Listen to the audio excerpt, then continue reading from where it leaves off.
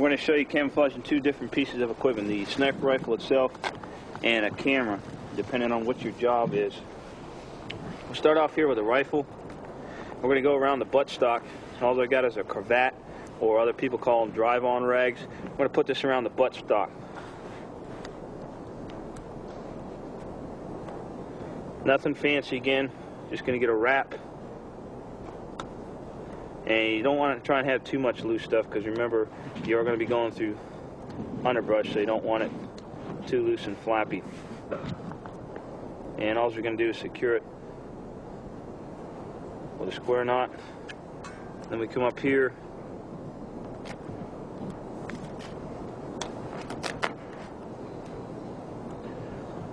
come around, basically just kind of like you're wrapping an ace bandage around a leg or an ankle, wrist, whatever.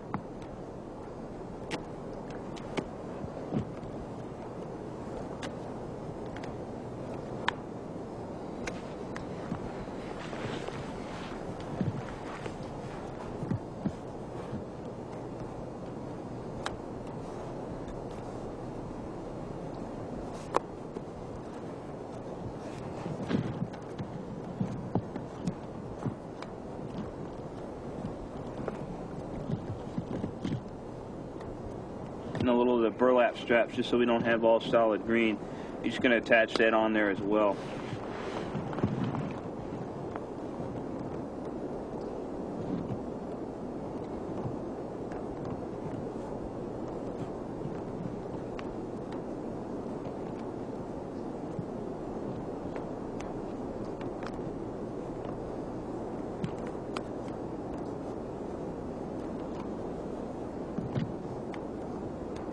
And you can see once again, we don't have anything that interferes with the action of the weapon.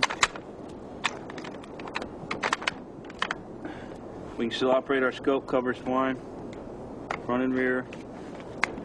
We've got nothing in front of the barrel, and we can also still operate our bipod as well, okay? But we're just trying to break up the outline of the rifle itself, and also to cover up some of the exposed metal portions to stop any telltale glint that we might get from the sun backlighting us or hitting us at certain angles.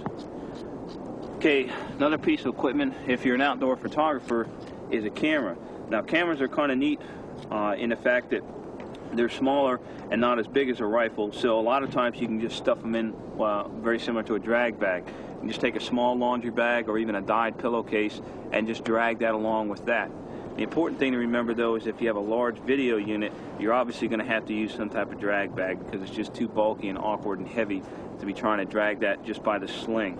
But something small like this, we could even take a burlap sack like one has right here, and we could put it right inside of the sack and cover it up like that. Now obviously we'd want to dye this, but if we didn't have access to dye, we could very quickly cut some holes in this. Okay, what we're doing is just making a small incision on either side of the bag here. Then we're just going to take our camouflage netting,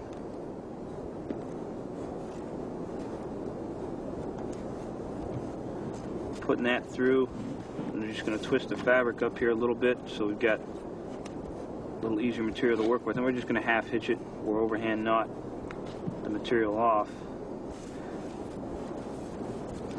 So now you can see we repeat this process almost like we're doing a ghillie suit, but we tie several strips of this along the bag, so as we're moving and dragging it, we don't just have a plain burlap bag, just something to break up the tan or khaki color of this in itself.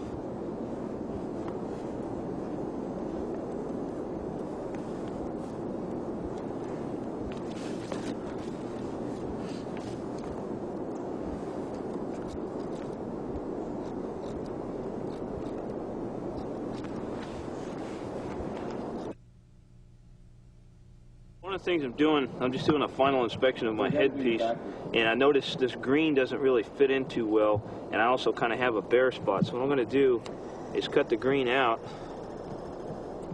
and I've already cut some strips of some different material that I want to add in. And what I've done in the material here, I just make a snip enough for this material to fit in. I'll go ahead and twist the end up so it's a little easier to work with. And I'll go ahead and insert it into the net.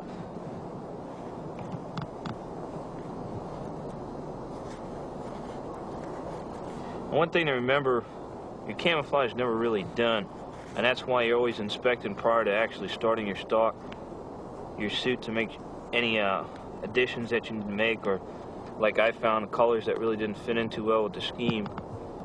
And now I'm just going to go ahead and fray this stuff, just pulling out the strands from the side. Because of the foliage that we're going to be working in, I'm applying some different type of burlap to some different color burlap to my headpiece, so it'll camouflage me better. And I have to remember that I'm going to leave room on my headgear for the surrounding natural foliage.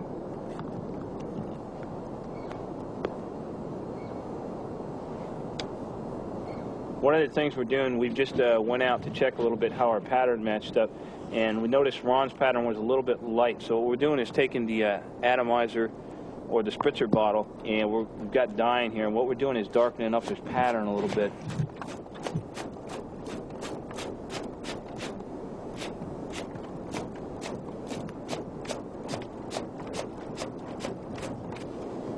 Another technique you could use is using just using a spray paint.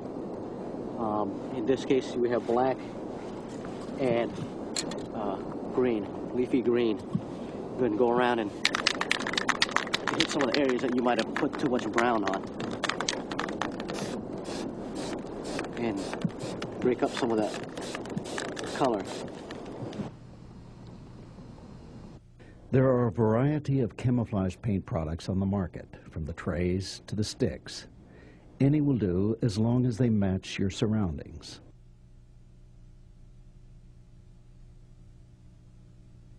The basic concept of face painting is to cover the prominent features of the face with the dark paint. The chin, mouth, nose, brow, and cheekbone will receive the darker colors. The deeper features of the face will receive the lighter colors: the cheek, the eyes, the forehead.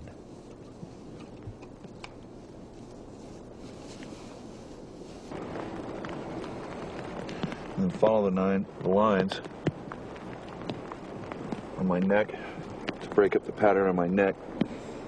And then down underneath the chin, my Adam's apple.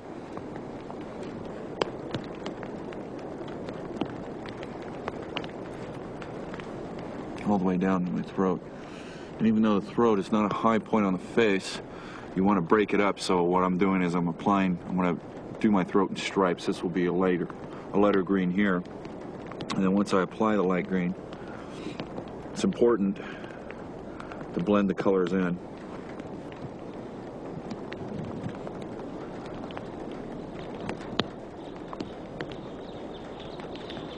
Get it on nice and thick. And just take your finger and run it along where the colors join to give it that blended look. The thing that you want to do is, when you're camouflaging your face, is not to forget your hands. Okay, as you can see, it just stands right out. What you could do is just go ahead and take your camouflage stick. If you don't want to wear gloves, is just do green or dark green and light green alternating or whatever, just to break up the pattern of your hand. The glove is the most preferred technique of using to camouflage your hands. You know, one of the things these gloves that the guy is using is aviator gloves, and you got your regular